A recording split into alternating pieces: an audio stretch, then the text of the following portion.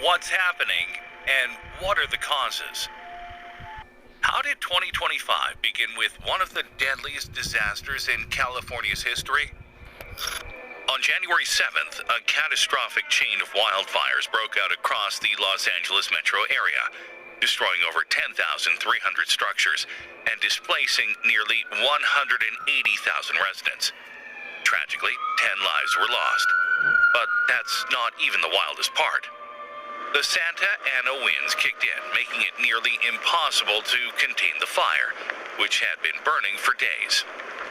The fires that kicked off in the Palisades region really spread through the Hollywood Hills, hitting the Sunset area and moving on to the Eaton, Hearst, and Lydia fires. The big question of this video is, was it the Santa Ana winds that quickly turned the wildfire into one of California's most horrifying tragedies? Could this devastation have been prevented, or was it inevitable? California has a long history of devastating wildfires, but in 2025, the fires are quite different in both scale and timing. Typically, fires in California occur during the hot summer months, but this year they erupted in January, a time usually marked by wetter weather. The impact has been catastrophic. More than 7,500 committed personnel are currently battling the fires.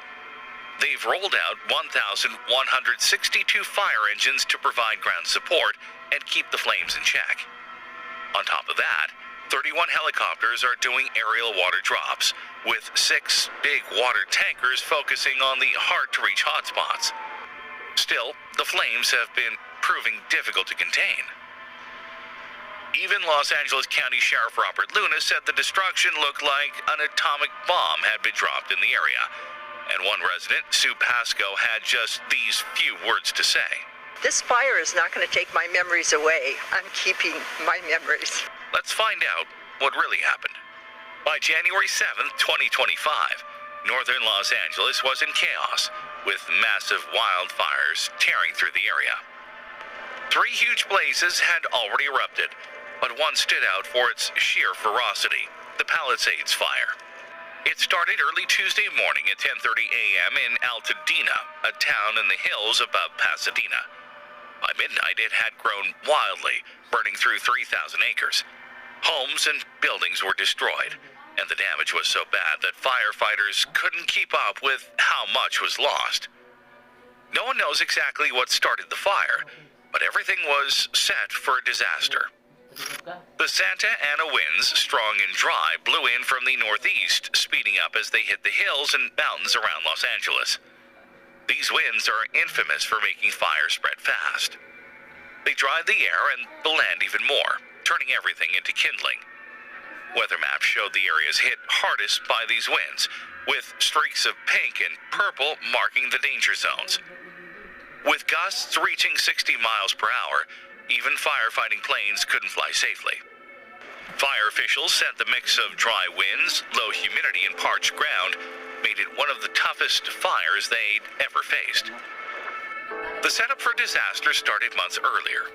Southern California had suffered through an unusually hot summer, and the so-called wet season delivered next to no rain. Rainfall maps showed a huge swath of brown surrounding Los Angeles, marking areas that hadn't seen nearly enough water. It was the perfect storm. Dry land, dry air, and winds ready to fan any spark into an unstoppable blaze. When the Palisades fire hit, it was like striking a match in a tinderbox. Thousands of residents, including some of the wealthiest in the area, were forced to evacuate their homes, watching helplessly as their luxurious mansions and beloved memories went up in flames. The human impact was huge. By Wednesday night, the Palisades fire had burned through more than 16,000 acres, and over 3,000 people had been told to evacuate. Families had to pack up and leave, unsure if they'd ever come back to a home. Rich or poor, it didn't matter. The fire didn't pick favorites. Entire communities were wiped out, leaving people with nothing. Losing a house isn't just about losing a roof over your head. It's about losing memories, comfort, and a place you've worked hard for. But the Palisades fire wasn't the only one. All across California, other fires were causing trouble too. The Hearst fire broke out near San Fernando and quickly grew to 850 acres, forcing evacuations in Santa Clarita. The Lydia fire started in Mount Misery, Acton, and burned 350 acres before firefighters got it partly under control. Smaller fires like the Woodley and Olivia's fires caused less damage, but were still reminders of how dangerous fire season can be. And then there was the Sunset Fire in the Hollywood Hills, burning right in the middle of one of Los Angeles' most famous areas. It scorched 50 acres and forced people to evacuate, with firefighters scrambling to keep it from spreading further. Firefighters worked tirelessly, but the conditions were against them. The winds kept pushing the fires forward, and the dry land made everything burn faster. Resources were stretched thin as crews tried to tackle multiple blazes at once. Planes couldn't take off because of the wind, leaving firefighters on the ground to do the best they could. The fires kept growing, showing no mercy to the people, homes, or wildlife in their path. This wildfire season is one of the worst California has ever seen, and it's not over yet. Fires like the Palisades fire show how much harder things have become. The long, dry summers and lack of rain aren't just bad luck. They're signs of how the climate is changing. Wildfires are becoming a regular disaster, and people are being forced to live with the fear that it could happen again at any time. The question of whether this event could have been prevented is both critical and interesting. Before we dive into that, though, let's set the stage with a bit more context. For years, Californians have lived with the constant threat of wildfires.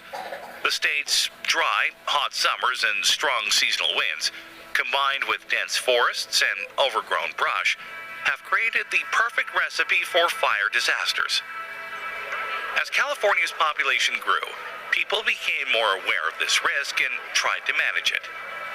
Early on, this was done through large-scale logging, which thinned out forests and controlled burns, fires that were purposely set and then quickly put out to clear dangerous amounts of brush.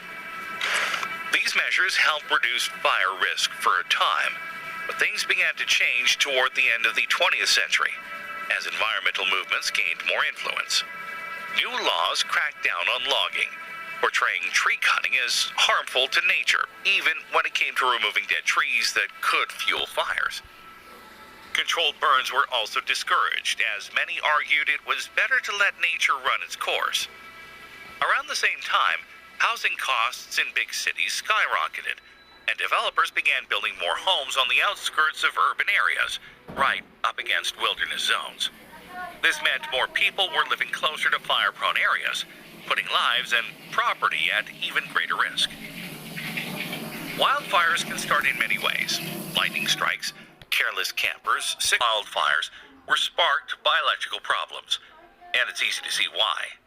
Much of California's power infrastructure is shockingly old.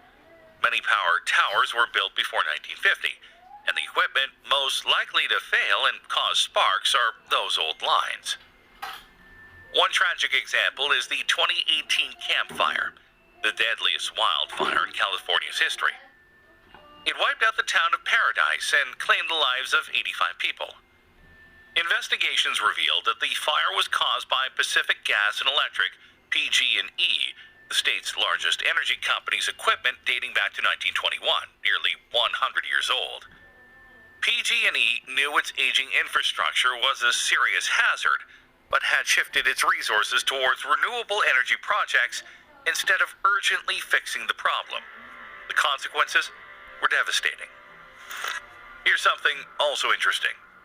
A potentially leaked letter from LA Fire Chief Kristen Cowley, dated December 7, 2024, cautioned Mayor Karen Bass about the consequences of recent budget cuts. In the letter, Crowley noted that the $17 million reduction in the department's budget significantly hindered its ability to prepare for, train for, and respond to large-scale emergencies, including wildfires. These warnings weren't attended to. So how did we get here? It's a combination of choices and policies that over time